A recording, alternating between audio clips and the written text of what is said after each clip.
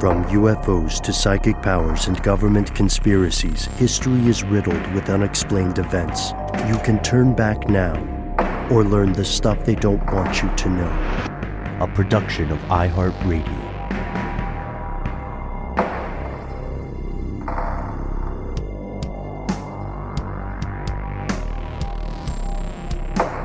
Hello, welcome back to the show. My name is Matt. Our colleague Noel is on adventures, will be returning soon. They call me Ben. We're joined as always with our super producer, Paul, Mission Control Deck, and most importantly, you are here. And that makes this the stuff they don't want you to know. On March 16th, 2000, two police officers were shot in Atlanta's West End. This is one of the oldest neighborhoods in the city with many stories behind it. One of these officers passed away as a result of this interaction. The other claimed the shooter was one Imam Jamil Abdullah Al-Amin, the leader of a local mosque. And in other times, this man was formerly known as H. Rap Brown, leader of the Black Power movement, an honorary officer of the Black Panther Party. He was convicted and sentenced to life in prison, but was he guilty? Or was this conviction somehow retribution for his activism? The new podcast, Radical, interrogates these questions and events in a deep dive never experienced before with the investigative journalist Mosi Secret, who dives through exclusive interviews, government records, countless sources to get to the bottom of the questions inherent in this case. And we are immensely fortunate to be joined with him today to learn more about this story. Mr. Secret, thank you so much for coming onto the show. You're welcome. Please call me Mosi. All right, Mr. Secret. It just sounds so cool. I had to do it once. Sorry. Mosi, it's really good to see you, man. Just for everyone's knowledge, I serve as an executive producer on this show, Radical. It's made with Tenderfoot TV. As many of you know, I make shows with that team. And I'm just really proud of the work that's already gone into this show. We are coming up right now on the final episode. Episode 8 is coming out very soon. And we just couldn't wait to pick your brain on a lot of the stuff that you've found. I think maybe a good way into this is, Mosi, how did you come across this story initially? Well, there are kind of two answers to that question. So I'm from Atlanta, and I grew up fairly close to the Muslim community. My family converted to Islam when I was a kid.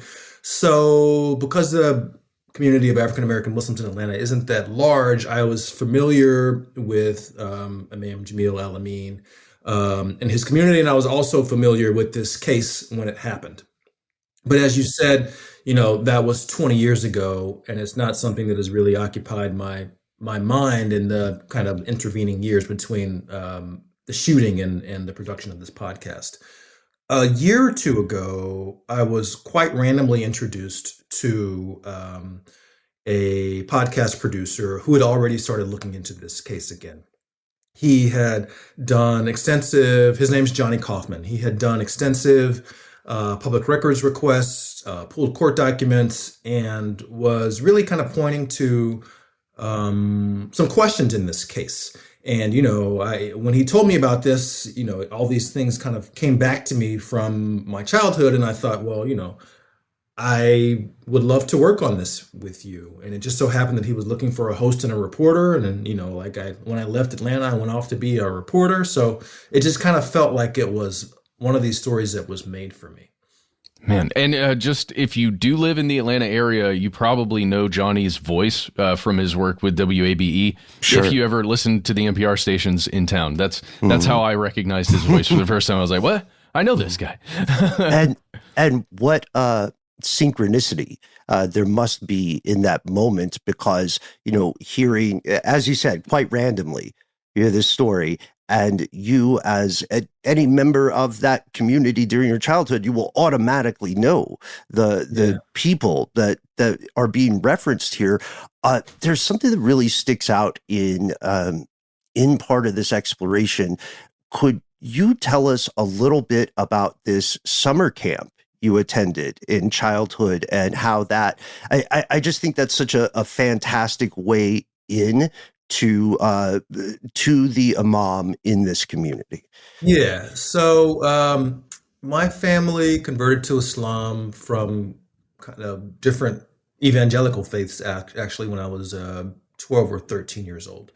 And Imam Jamil Al-Amin's community is one of the first that they came into contact with. And I think that there was a period, when they were still kind of finding their footing, trying to figure out how to, get their children to understand this new faith or whatever. And somehow my parents learned about this week-long camp that Imam Jamil convened in the North Georgia woods. And so, just to kind of give you a sense of what kind of kid I was like, this would have been when I was 12 or 13. I think that I was like, kind of chubby, into books, like riding my bike around the neighborhood, hadn't really been anywhere without my parents. Let's just say that I was sheltered. And so this camp for me was quite intense. It was from this kind of being taken from this kind of sheltered, middle class existence into a fairly kind of intense Black revolutionary ideology and setting. And also, religious, like extremely religious settings. And so there was, a lot of emphasis on making the 5 prayers a day, which at that time I probably didn't even really know how to make, or I was learning. And there was, physical fitness and self-defense. And I was kind of thrust into this environment with these kids from the West End, Imam Jamil's neighborhood, who I didn't really know. And these were kids who were pretty, they were like rough around the edges. They were into stuff I wasn't into. They liked to fight, they liked to cuss. They liked to, it was just like it was an immersion into a world that I wasn't quite familiar with. And, as I became older, I began to connect a lot of what I experienced in just that 1 week with what that community was. Imam Jamil attracted people who were down on their luck, who were returning home from prison, who were anti-establishment for one reason or another, and gave them reason to believe in themselves and gave them, a cause that they could organize their lives around. And so that meant that a lot of the people were, like I said, kind of rough around the edges, but they placed so much faith in him as a leader and to kind of organize and redeem their lives, including sending their children away to be groomed by him. So it is a nice little kind of encapsulation of what he represented for folks. What I'm hearing is that he held a tremendous amount of influence in that community at the time. Is that correct? Definitely. I mean, influence over even the intimate details of family life. He would help them arbitrate internal disputes. So he was considered a leader, both a spiritual leader, but also, kind of helped them organize their lives. And he had he also had a secular community building area too, with the grocery store, right? Which, as you paint the scene so beautifully, right? It's just across from the what's the correct Arabic word for mosque? Across from the masjid, yeah. Masjid, yeah. So it seems that this community leader becomes in some ways an answer for people who are searching for community stability in a way that might not have been available previously.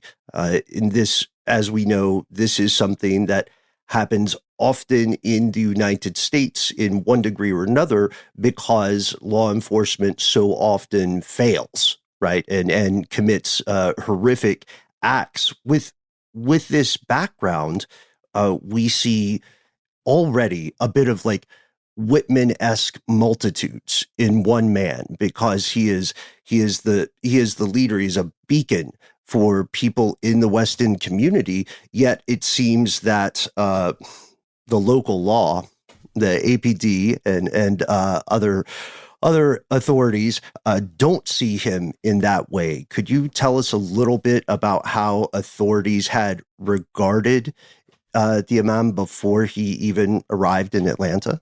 Yeah. So Imam Jamil arrived in Atlanta in the late 70s. Prior to that, he had been a nationally known figure in the Black Power movement named H. Rap Brown. H. Rap Brown grew up in Louisiana, in Baton Rouge, Louisiana, and there suffered, racial violence and oppression under Jim Crow. As a young man, he kind of gravitates towards the movement and towards organizing, and eventually he ends up in the Black Belt of Alabama, helping citizens there organize to register to vote, and also just helping them to develop their own leaders and push back against the oppression that they were feeling. There, he becomes known as someone who is courageous and fearless and brash. So, he was doing this work with the Student Nonviolent Coordinating Committee, which was the one of the main activist organizations at the time, and they were organized around principles of nonviolence. But when you were with these folks out in the countryside who were, miles away from any help and often could suffer the whims of any type of local sheriff, they often had rifles, whatever, by their door sides to protect themselves, because it was going to be a long time before law enforcement came to help them.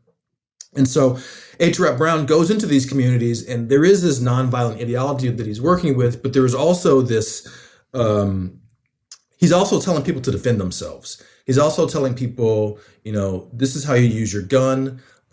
This is how you take these people on. And so people who had been really beaten down, he started to build back up, and it was around this rhetoric of self-defense. Now, you imagine a person like that becomes a bad guy in the eyes of law enforcement, and he refused to back down in any confrontation with law enforcement, and so he develops this reputation over a period of years as someone who was against the police, and he did hate the police, and so this relationship basically became worse and worse. And, by the time he was in his late 20s, he was on the FBI most wanted list for some charges that were trumped up in various ways. But he developed this reputation as someone who really hated law enforcement and was willing to defend himself with weapons against law enforcement. And, that breaks down this kind of veneer that the cops have is unassailable. And so he was a scary person for them. Mosi, did you come across the Rabel Rouser Index from the FBI? No, I haven't heard of that. Okay, so this is something that is available right now. Anybody listening, you can go to the National Archives and you can find the FBI's, quote, Rabel Rouser Index. It's also known, they use the term subversive control in association with this. And there's like 255 documents, like PDF documents that have been scanned in. Stunning reads. It's amazing. A lot of it's redacted, but I don't want to read too much of this, but just a little bit of this, because it's a memo from FBI Director J. Edgar Hoover, who has played a role in so many stories, including the MLK tapes show that we made last year. And this is just insane to see this. I'm going to read it. Effective immediately, in view of the widespread racial unrest, the Bureau will maintain a Rabel Rouser Index. The index will consist of names, identifying data, and background information of individuals who are known rabble rousers and have demonstrated by their actions and speeches that they have a propensity for fomenting racial disorder. And Stokely Carmichael, the person who preceded H. Rap Brown as the SNCC chairman, he is like at the top of the list. Stokely Carmichael is like enemy number one when it comes to how the FBI views anyone in this realm, right? It includes a ton of Black Power leaders. It also includes KKK members and Nazi Party leaders, which is really interesting. But I guess it's just to show that the FBI viewed H. Rat Brown as an enemy, an enemy in almost a war. And I guess I'm sorry, I need to ask a question, Mosi, but it's just like, what did you find when it came to how the FBI was either monitoring or what were they watching him in the same way that they were watching Stokely Carmichael? Definitely. I mean, when COINTELPRO was first organized, there were, and I don't want to get too specific because I might say something that's wrong, but there were a list of names that were included as people who could be considered a Black Messiah, someone who could, one of these rabble rousers who could, who the Black public could convene around and could ultimately kind of undermine the integrity of the United States. And H. Rat Brown was one of those, was one of the people whose name was on that list. And so, like we get into there, we came across some of these documents in our reporting and our research, and you begin to see kind of like in close detail how these operations worked and how they could undermine someone's ability to be effective as a leader. And with H. Rat Brown, what they did was yes, there was surveillance, but what ultimately slowed him down was kind of like a barrage of charges that were not true. And so they pulled him into the court system in a way where he suddenly had court dates. He certainly had, was in jail for violating bond. He suddenly couldn't move around because of the terms of his release. And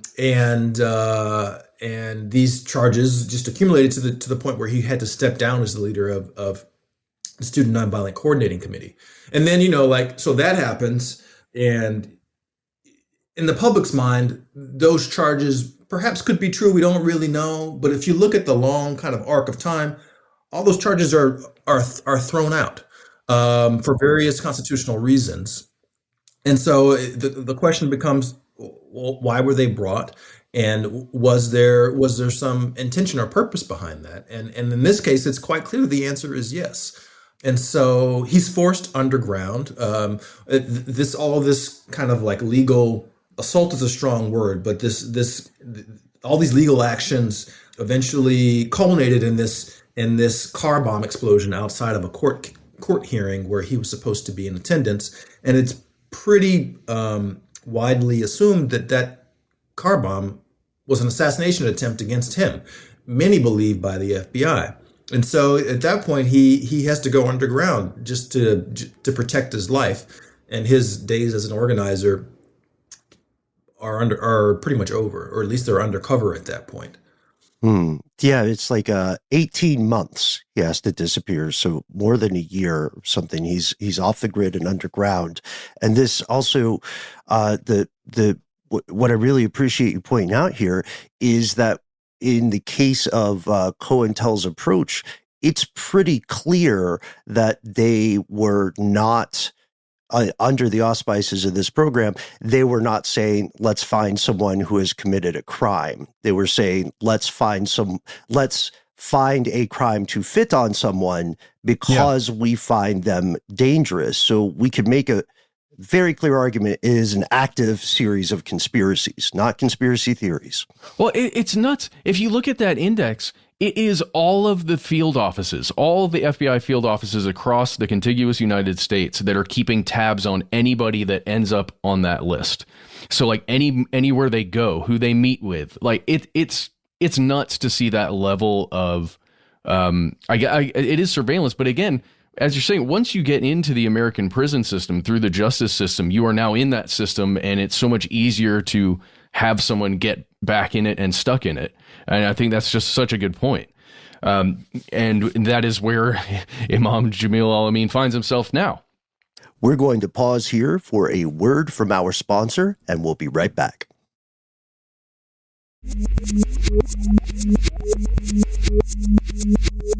And we've returned. I want to talk about this word violence, if you don't mind. You have a great exploration in episode 5 on the word violence, how we use it, the way, like what we apply it to, and how it's actually a much more robust word that can apply to other things. And how would you apply it to, let's say, the prison system, and specifically Al-Amin's experience? Yeah, so this exploration started really with this phrase that Jamil Al-Amin is famous for uttering, or actually, he said it when he was still H. Rap Brown. In one of his stump speeches, he said, "Violence is as American as cherry pie." And what he meant by that was that America attained its greatness, America attained its position largely through force against human beings, by forcing people into labor, by battling people for their land, etc. Like we know these things. And so, as a member of a group of people that was oppressed, he said, "Okay, let us also take violence into our hands as a means of power." And so that's kind of one of the things that we're interrogating in the show, and that's kind of what led to this exploration of the word violence.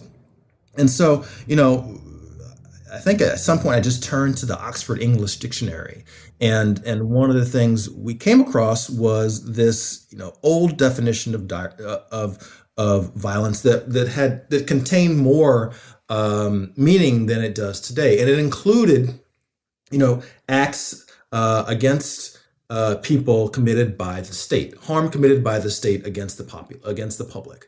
And we explored that in this episode, Cherry Pie, and looking at the terms of Jamil Al-Amin's imprisonment, how he was held, the degree that they went to take away aspects of his humanity, and whether, to what extent the public is comfortable with the government committing these types of acts on our behalf, no matter what anyone has been convicted of. Do we believe that our public representatives should inflict that much harm on other people? That's what this episode asks. And this episode asks, are we, to what degree are we allowing the government to commit this type of violence on our behalf? Mm-hmm. And to what degree does the public consider itself accountable, right? In that regard. And I believe it is during incarceration in Attica that A-Trap Brown does convert to Islam. And we learn about this conversion in the course of Radical. And after he is gone from Attica, where he relocates to Atlanta, Georgia. Now, I think one very crucial fact here is that he is a person who is speaking from firsthand experience on multiple levels about things maybe kids in the West End have know growing up, and now they're able to speak with someone who is a community leader who is saying, yes, this is real. These conspiracies and problems exist. There are solutions, and I can help navigate. I can help provide those solutions. We have in Radical extensive interviews with members of the community during this time, and a lot of those interviews, or a lot of the substance of those conversations, has never made it to the air before. So I'd love to ask, when you're speaking with folks who have first experience with the Imam, who have grown up in these times, was there anything people said, or any commonality, or even just any singular statement that really stood out to you and stuck with you, and why? I think it was an idea of, you could call it brotherhood or sisterhood, or whatever word contains both of those things. There were community. There were people who felt that they could lean on each other, and that they loved each other, and that they would be there for each other to kind of navigate the difficulties of the world. And and it was really kind of this nice thing where they said, okay, the world may not be organized to lift us up, but we're going to lift each other up. And people remember that time quite fondly, the people who I spoke to. And in doing this, they were they had a lot of mores that we could not consider normal, and that that wouldn't that I wouldn't want to engage in. But they were doing this voluntarily. Like the Imam Jamil had a lot of control over that neighborhood. They were essentially living under his very close leadership. It wasn't like everybody would want to live under those circumstances. So you did have to give up you did have to give up a little bit of personal liberty to be in this little utopia. And so I can't say that that's for everybody. And also over the course of time, that sheen, that good feeling did start to diminish. Like, things are always changing, and they changed in ways that weren't necessarily for the best. And we explore that in the show. I'm thinking about Rodney, and as you're like driving around with Rodney and just exploring the neighborhood again, and he's telling you all these stories of the violence that he experienced on just a regular basis. And I'm also imagining a perimeter around the masjid and the area, right? That was more or less controlled by the imam. It felt like there was such violence that existed right outside the door. And speaking of I'm thinking back when you attended that summer camp, right? I have a very limited experience, but I've been to a lot of churches, most of them suburban, middle-class churches. I've never been to a church that has a security detail. And it makes me think about, what was going on there. What did you learn about like the security detail? Yeah, there's a backstory to it. The West End was a pretty dangerous place. Before Imam Jamil got there, it was known as there were a lot of drug corners where people were buying and selling and using, and those drug corners were pretty lucrative, and so they were defended with violence. And so Jamil Al-Amin and the people around him come in and start to turn that around. They established this masjid, which is actually in a house in the neighborhood. Which is, like a grid of crisscrossing streets. And so he establishes 5 prayers there. And so people are walking from their homes to this masjid or house in the neighborhood to pray. And on those walks, people wanted to feel safe. Some of, the 5 prayers, the first prayer is right before sunset. The last prayer is after sunset. So some of those prayers are in the dark. And people wanted to feel safe. And so what they established was this security patrol that would make sure that people walking back and forth to the masjid would not be harmed. The people on this team were armed. And there were, it was understood in the neighborhood that if you violated the safety of anybody who was going to pray, that there would be consequences. There emerged questions over the years about the extent of those consequences, and we explore that in the show. It's unquestionable. You can't question that some people lost their lives in and around the West End who were drug dealers. You can't really quibble with a life that's lost. It's if someone's gone, they're gone. And so, how those people came to lose their lives is something that we explore in the show as part of the legacy of this neighborhood.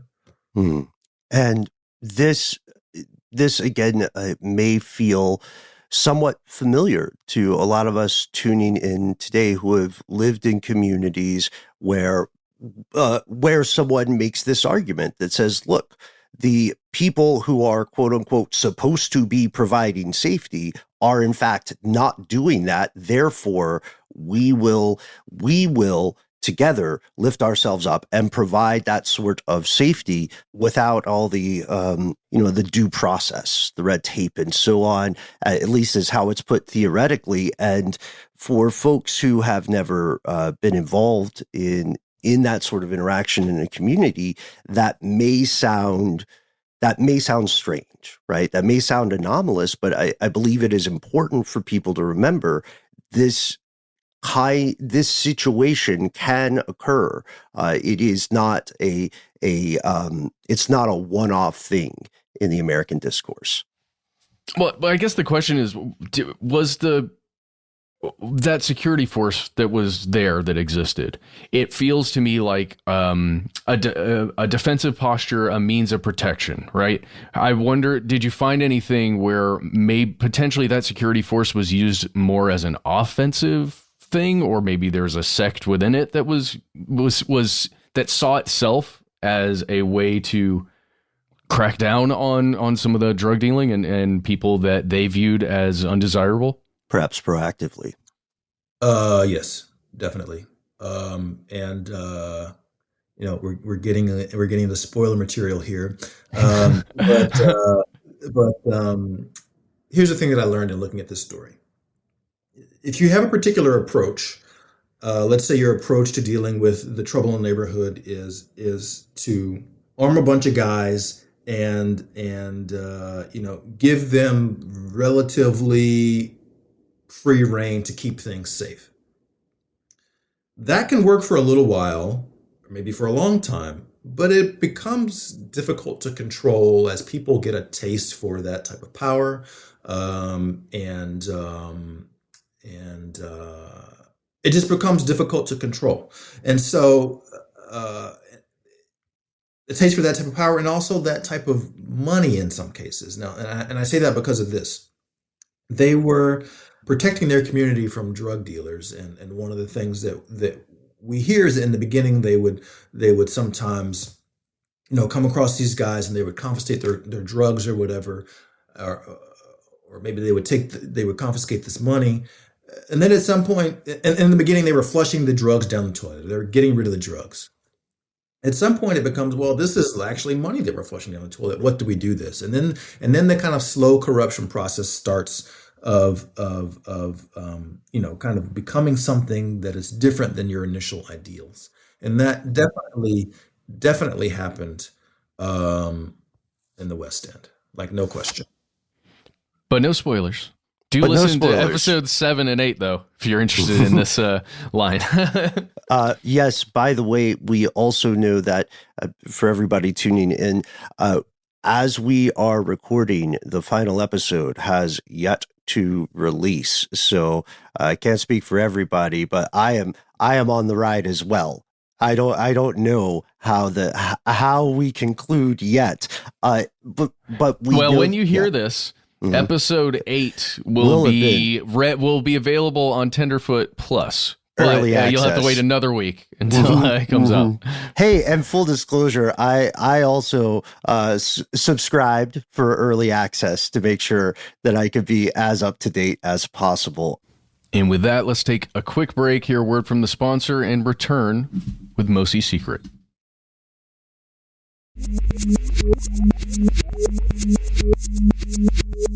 And we're back. There's another turn here, and this is not, I would argue, this is not a spoiler, because this is sort of our next act, a culmination of some of these factors, right? Of this growing stuff, describing the idea of agency leading to mission creep, the idea of self-empowerment becoming an opportunity in some ways for other behaviors.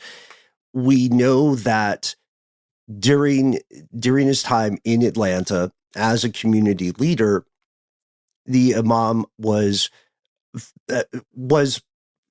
in situations with law enforcement. I'm thinking of 1999 when he was pulled over in Marietta, Georgia. Right, that was one of those situations where I think he ultimately gets charged with impersonating a police officer, even though he has an honorary badge, and the literal mayor is like, "Yeah, I gave it to him." So we see what we could argue with a lot of sand is a series of persecution, right? A series of actions that are persecuting this person, the storied activist, at the same time that he is building this powerful community in the West End. Could you walk us through, just in broad strokes, what the official narrative is of the March 16th, 2000 incident that ultimately led to his arrest and conviction? Yeah, I can walk you through, and we can start with this arrest in Cobb County. So as you mentioned, he was pulled over and arrested by some cops up there, and he eventually was charged as a result of that stop with driving a stolen car and impersonating a police officer. And the impersonating a police officer part is because when the cops stopped him, Imam Jamil showed this guy a badge, and we don't really know what the conversation was, but it seemed there was some type of. We think that it's because he wanted to let this officer know that he was like a legit person and who didn't kind of deserve any mistreatment. But whatever, he was charged with impersonating a police officer and driving a stolen vehicle. The car was stolen, and so that initiates some court hearings. For various reasons, Imam Jamil did not show up for those court hearings, and a warrant was issued for his arrest. This is months before the shooting. So there are sheriff's deputies in Fulton County who are trying to serve this warrant over a period of time. They're trying to arrest him and bring him in for this charge out in the suburbs. And that's what was happening the night of March 16th, 2000. Two sheriff's deputies were going around the spots in the West End that Imam Jamil was known to frequent, trying to serve this bench warrant for failure to appear in this court case. The cops come to the neighborhood looking for Imam Jamil. They don't find him, and they leave. They're in a marked car, a Crown Victoria, and they're driving away. There's like a small street there that goes away from West End Park that they're driving away. In their rearview mirror, they see a car pull up in front of Imam Jamil's store. So they turn around their squad car to see who was in this car that pulled up. So the squad car comes back down the street, and the car pulled up in front of the store is parked on the street. It's a black Mercedes. So eventually, the squad car and the black Mercedes are nose to nose, and there's like you see a confrontation brewing here. So the cops get out of the car, one on each side of the car, and the man in the Mercedes gets out of the car. The cops notice that they cannot see the man's hands, the man who's gotten out of the Mercedes, and they ask him to show his hands. The cops say that the person says something to the effect of "Hey," and then pulls a long rifle out of some type of long garment and starts shooting at them. Both cops are hit. One of them runs to a field near the masjid and waits there. Another one of them is killed right there in front of the car. And so this is the shooting and the crime that investigators eventually charge Imam Jamil with. After that shooting, he fled. He fled to Alabama, to the very location where he had been organizing as an activist in his young life. Federal law enforcement eventually found him there and the Mercedes, which was riddled with bullet holes, and he was charged and convicted of this crime. Just knowing that the Mercedes was there at his location where he fled and it did have bullet holes in it is one of those things that you hear that and you think, oh, okay, well then that's obviously what happened. But it's so much more complicated than that, right? I mean, and especially as you continue exploring the story, you continue, you kind of you take a really hard look at the witness statements from the surviving deputy. There's a really interesting piece in here about the man's eyes. I can't remember which episode that is, but just specifically this officer who was shot, who says, I looked directly into this man's eyes who shot me, and gets, if it is Al-Amin's eyes, the eye color's wrong. So you're like, huh? Gray eyes. Yeah.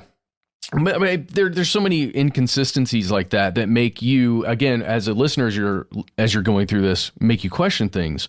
Was there any point where you began to really question the story and feel like you didn't have a grasp on what occurred, especially when you encounter somebody like Otis Jackson, who has a completely different version of the story? I mean, there were many points where I thought I didn't have a grasp of the story. We're dealing with events that happened um, 20 plus years ago, in addition to dealing with a lot of secrets, both FBI secrets and secrets from the Muslims in the West End. And so these types of things, you kind of wonder in the beginning if you're going to even get to the bottom of them. And there were many moments when I thought that I could never really figure out what happened. Like, you just kind of come to a point where, you know, someone says one thing, someone else says another thing, and you don't really have the means at your disposal to figure out which is which. But we do draw a conclusion in the show. And to my surprise, actually, and to my satisfaction, I think I know what happened. But I don't know if that's going to be to everyone else's satisfaction. We'll have to see. But yeah, eventually things kind of came into focus in a way that made sense for me. Well, and just to be clear, this person that we're speaking of, Otis Jackson, had a whole other story where he was in fact the one who, shot those sheriff's deputies on that night in 2000. And you can, it's Okay, just really. Yeah, so Otis, you asked me about Otis. So Otis is someone who confessed to this crime pretty soon after it happened. He was a known person around the time of the trial in 2002, prosecution and defense, and who over the years has maintained that he's the one who did it. And so you hear something like that, and he was not coerced into, or at least it doesn't appear coerced into making this confession, and so you have to take it seriously. And we did, and we talked to him. Johnny talked to him. My producer talked to him. And you get into these things and you realize that even something like a confession that was not coerced can be actually quite complicated. And that's what we find, in conversation with Otis. And it does what we thought was kind of be a clear kind of direction toward the truth actually was a misdirection. And it was definitely one of those moments where I thought I didn't know which way was right. Like in my early days of reporting on the story, I remember the first time I read some of the stuff from Otis, I was like, whoa, this guy definitely did it. And then other points I was like, whoa, this guy is lying. So, you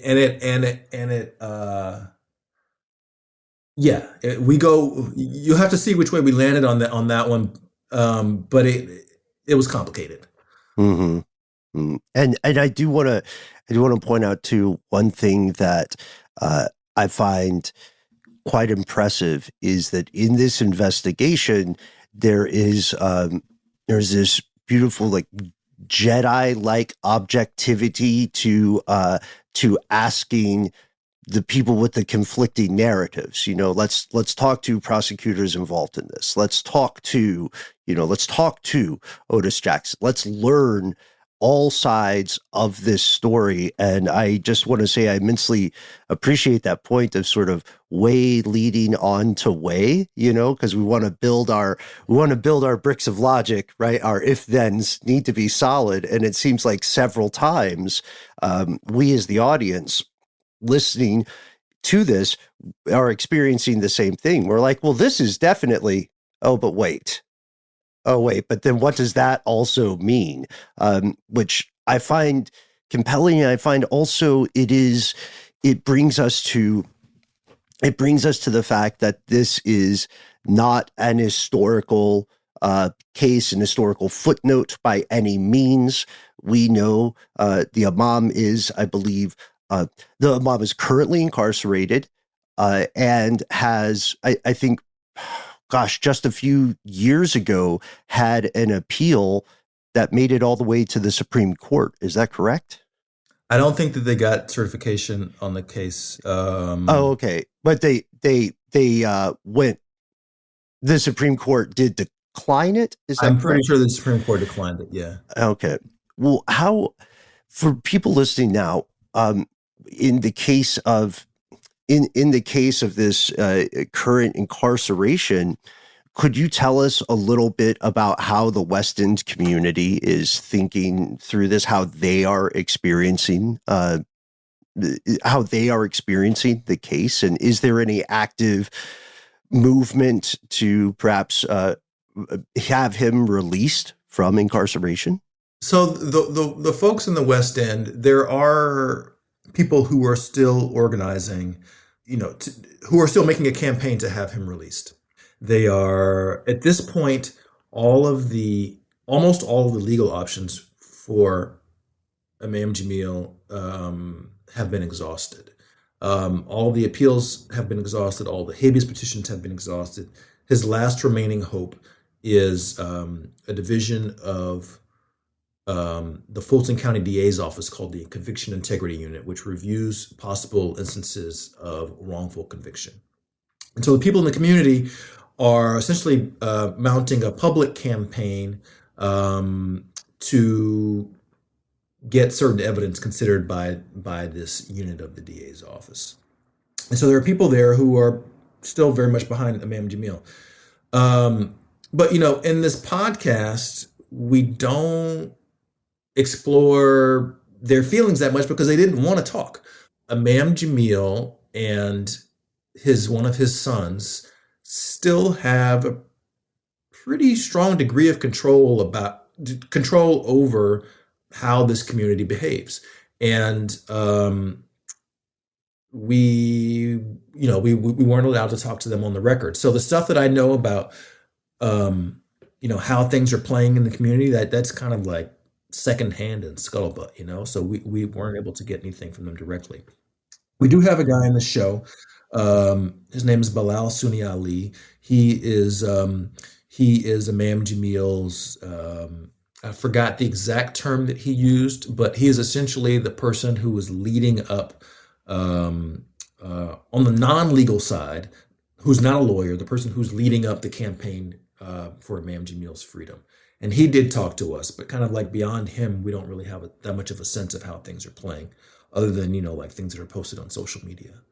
It makes me think about the influence and maybe loyalty, the influence that Al-Amin had and has within the community, the perhaps a loyalty to him that some people feel. And it again it's weird, man. I keep going back to that security detail. I think it's because I'm fresh off listening to episode 7, but I want to talk about this person, Shahid, but I don't want to give too many spoilers. There's an individual that you find, I think via, I don't know exactly how you come across him, but there's another document at play here called the Synopsis of West End Homicides that just looks at specific individuals who were killed in the West End neighborhood over a certain period of time there. And in a lot of those individual murders, there are people who are suspected to maybe have played a part, but often it's like there's no evidence linked to this individual murder case. So there's homicide, right? And just, I don't want to say the police are not investigating each one of those individual cases, with full veracity, because I'm sure they are. It's just, it does seem like not a lot of attention gets paid to the drug dealers that got shot on the corner versus the deputies that were shot, right, by their car. I just wonder if it makes you wonder about the big picture of this show, and like if have you found any big picture answers in your exploration to something like a big question like, how do I as an individual or a leader enact change within an oppressive system that views me as an enemy? Like, do you think there's any at least partial answers to that question that you found? Or what can people take from the show? Yeah, I found those answers for myself, and I give those answers for myself in the show. But I hesitate to tell other people what the answers should be for them, and that's how I frame it. One of the themes in the show is kind of this, Imam Jamil was this person who was very hard to define because he meant different things to different people. To federal law enforcement, he was this villain who they pursued. But a lot of the things that they based this assessment of him on were either imagined or not necessarily true, or someone was spinning them, or like various types of things. Other people gave him this kind of like heroic sheen, but when you kind of break that down, he was doing stuff in the community that is questionable, and he was leading them in ways that were questionable. But the story that was around him still has this, he's still held up in this way that is impactful in people's lives. And, what we were dealing with, essentially, we determined were stories and the power of stories on both sides. And the power of stories for people who are trying to shift narratives about their communities and shift narratives about what their governments and their leaders are capable of. And as a storyteller and working with this kind of like shifty material, that's kind of what I decided to play with in the end. And that's what we do in episode 8. Mm-hmm. And as we noted, as you are hearing this today, folks, the almost the entirety of Radical is out now. Do check it out, please. As we said, we have immense appreciation, not just as residents of Atlanta, but as fans of investigative journalism. We have immense appreciation for your work here. And one of the big questions that I never want us to miss when we talk with journalists of your caliber is where people can find more of your work, not just related to Radical, but your work with ProPublica and et cetera and so on. The Times. The Times. Yeah. Oh, also, we've got to give the flowers here. I didn't mention it at the beginning, but everyone, Mosi is an award-winning journalist, by the way. Didn't want to embarrass you on that one. Yes, thank you. Okay. I will take this opportunity to say that I was working with a great journalist on this, Johnny Kaufman, who I always want to, highlight, because this was as much Johnny as it was me. As you guys know, we have a producer, you know how these things work. Like, we were doing this thing as a team. And my work is on my website, mosisecret.com, which I need to update and refresh. If you have a website, you know how that goes, but a lot of the stuff is still there. So that's a good place. And my name's kind of weird. So if you Google my name, a lot of stuff will come up too. Again, we cannot thank you enough for your time here today. Thank you. As for our fellow conspiracy realists, please do tune in the show. Available today wherever you find your favorite podcast. What a fantastic show. Matt, we were so lucky to have Mosi on for this conversation. I've got to say, I'm sure you felt the same way. As longtime residents of Atlanta, a lot of this was quite familiar. Oh, yeah. Very, very familiar.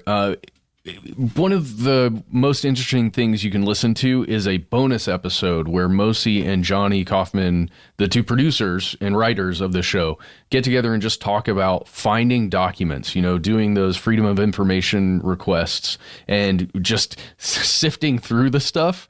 Just so many things, because you're talking about a person, H. Rap Brown, that goes back to the 1960s, right? Mm-hmm. Where there are real FBI files. We're not joking about these FBI files. So many on this individual. And just holding that in your mind and applying that person, the way that government sees that person, applying it to this person who's now an imam in Atlanta, and like, how does that influence everything that's getting thrown at him? Yeah, we didn't get to the Cambridge riots. We didn't. There's so much stuff we didn't get to, but Mosi and his team get to a lot of it. If you'd like to learn more about COINTELPRO, please check out our earlier existing episodes on proven conspiracies on the part of the alphabet. Dude, and I'm not kidding. Go back and listen to the MLK tapes show as well, because there's some weird parallels there with the same individuals in charge, like in the FBI, and just in the mechanisms that are applied to both of these stories. Really fascinating stuff.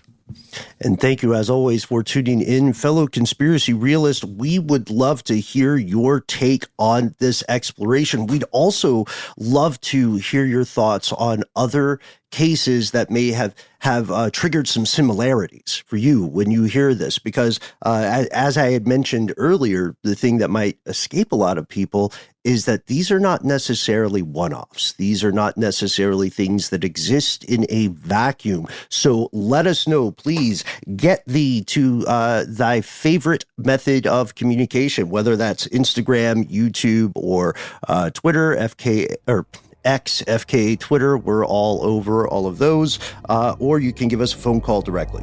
Yes, our number is 1-833-STDWYTK. It's a voicemail system. When you call in, you've got 3 minutes. Give yourself a cool nickname and let us know if we can use your message on the air. It's that simple. If you want to send us links or attachments or a longer story, why not instead shoot us an email? We are the folks who read every single email we get. Conspiracy@iHeartRadio.com.